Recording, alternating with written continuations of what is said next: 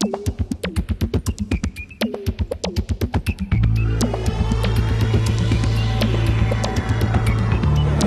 Joe Wallace for GearWire.com, and I'm standing here with Malcolm Toft. And for those of you who don't have any background on what you have done, give us a little bit of history. Well, I started off as a recording engineer in the late 60s, and I was fortunate enough to be the mixing engineer on Hey Jude by the Beatles, and I also engineered David Bowie's Space Odyssey album, and I also engineered James Taylor's first album.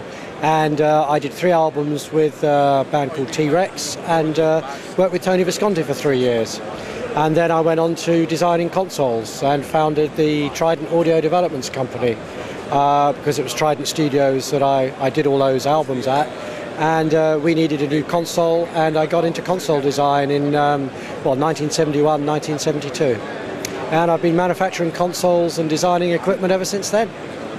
Now you've got a new one, it's right behind us here. Indeed, yeah. Tell us a little bit about the new console. Okay, well, the ATB was born out of basically being at trade shows, and a lot of people saying that they weren't happy mixing inside the box, inside the computer, and wanted to get that warmth that you got with an analog console, and asked me if I would design. It started off as a summing amplifier, a 16:2 summing amp. And of course, when I said that I was interested, I'd have a look at it, then it was, oh, can we have some EQ? How about some auxiliary sends? And, grow the console. I then started to research the market, and I realized there was actually very little about that offered the quality as well. That was the important thing. People asked me because they said, we want something of really good quality, pristine audio, and we just can't find that. And as I say, I researched it, and I realized there was nothing out there with high quality components and good quality sound. So I decided to really go back, and I thought, right, let's design a console as I would 20 years ago. Let's design another mini Trident, and I based it on the pretty well-known Trident Series 80 console. So I incorporated the Trident Series 80 EQ, incorporated the look of the Trident Series 80, and I wouldn't compromise either on the way that I built it. In other words, the mechanical construction is like I would build a console 20 years ago. It's individual channel cards with plug-in ICs, socketed ICs, no surface mount components anywhere, built-in individual printed circuit boards in 8-channel blocks.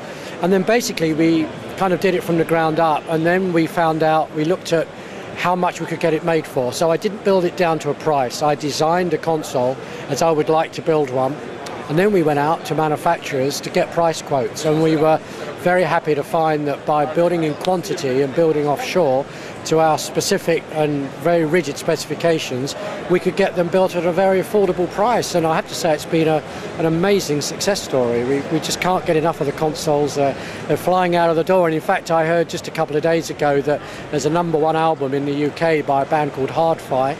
I went straight to #1, and it was all tracked and mixed on one of my consoles. And they gave me a credit on the album, so how good does it get, So that's kind of, where we are with the board, really. Who else is using this console? Peter Gabriel's producers bought one to go with his DigiDesign Icon. He uses that for his, I think his tracking console, I'm not absolutely sure. Jamiroquai's bass player, Nicky Fife, he's bought one. As I say, this band, Hi-Fi, have one.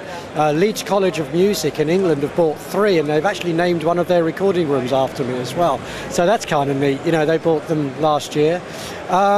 All sorts of people, really. We've got a guy who's signed to a record label in Nashville, BMG record label. He's bought one, for his studio. So a range of customers, really across the board, from literally guys with small project studios right up to some fairly serious artists, And one thing that was particularly pleasing for me is apparently Rick Nelson's son has bought one, and seeing as how I came into this business listening to Here Comes Summer by Rick Nelson when I was 15 years of age, it kind of, to me was just amazing that if you'd said to me when I was 15 years of age that later in life, Rick Nelson's family would buy equipment from me, I wouldn't have believed you. So it's been a great year, and it's very, very satisfying.